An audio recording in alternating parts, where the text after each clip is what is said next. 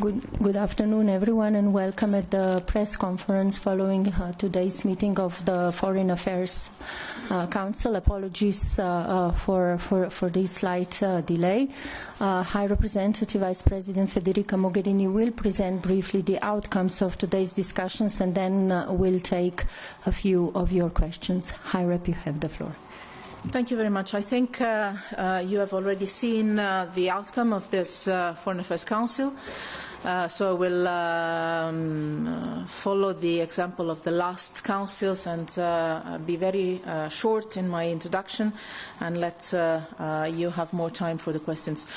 To tell you the truth, when I was coming in this morning, I was not expecting necessarily to have conclusions on the 2 points we had on the agenda today. The first 2 points, namely Syria and the Turkish drilling activities in the Eastern Mediterranean. This could have been possible, but this could have also been useful if it was just a preparation for the European Council that takes place later this week. After long discussions and work with the ministers, and I want to thank them all because they showed a lot of commitment to finding a common European Union approach to both issues that are separate but somehow connected in some respect. We've managed to find consensus, so we have a common, united European Union position. First of all, on the developments in the northeast of Syria.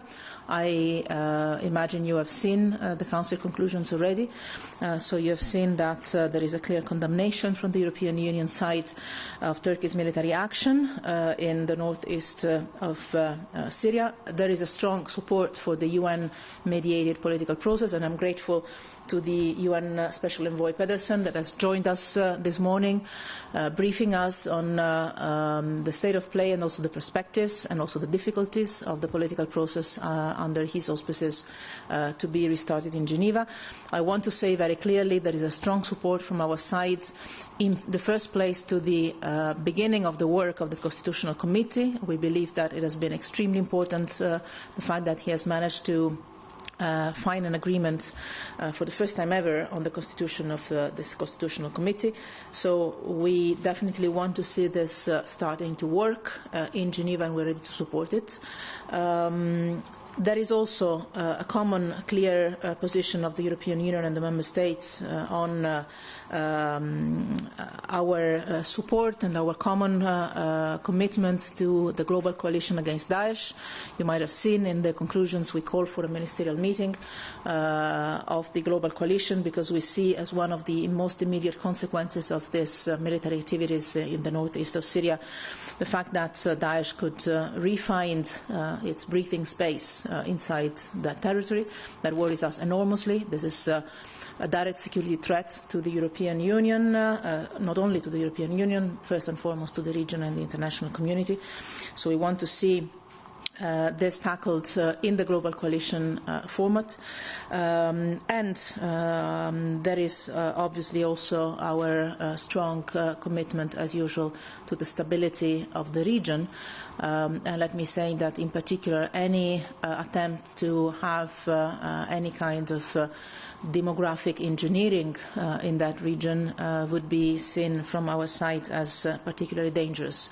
There is also a commitment that Member States have taken to have clear and strong national positions regarding their arms export policy to Turkey. We have a common position on arms export control, and they all committed to apply that framework to their exports of arms to Turkey. And obviously we reaffirmed the commitment we have in terms of addressing the serious humanitarian crisis and refugee crisis in light of the evolving needs. And I was able to debrief the ministers of also the call that I had with Under Secretary General Lowcock that was in Gaziantep in the recent days, and our strong determination to support in particular the countries in the region that are facing important consequences in terms of humanitarian and refugee crisis. When it comes to the Council conclusions on the illegal drilling activities in the Eastern Mediterranean, there is a clear recalling of the conclusions we adopted already in July, and in particular the need to address the delimitation of the exclusive economic zone and continental shelf through dialogue and negotiations in good faith, in full respect of international law and in accordance with the principle of good neighbourly relations. And there is the agreement among all member states to put in place a framework regime of restrictive measures targeting natural and legal persons responsible for or involved in the illegal drilling activities in the Eastern Mediterranean. So I will present together with the Commission the legal proposals to this effect in the coming days. Let me add that we had another important point on the agenda today. We welcomed the new Foreign Minister of Ukraine. We received from him a very comprehensive and, I would say, satisfactory picture of the plans that the government and the administration have on the reform agenda of the country, but also on how to address the conflict in the east of Ukraine. We've seen some positive developments.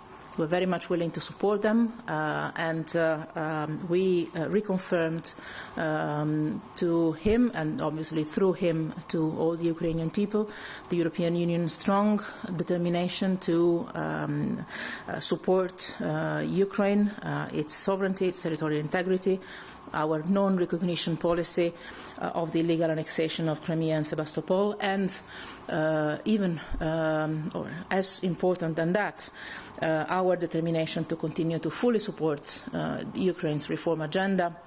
As you know, the European Union has put in place the highest amount of EU assistance to any third country for Ukraine. We're talking about 15 billion euros over the last years, and we have a very ambitious association agreement in place, a visa-free regime in place. We are determined to continue to support Ukraine and Ukrainian people in these times. I will stop here.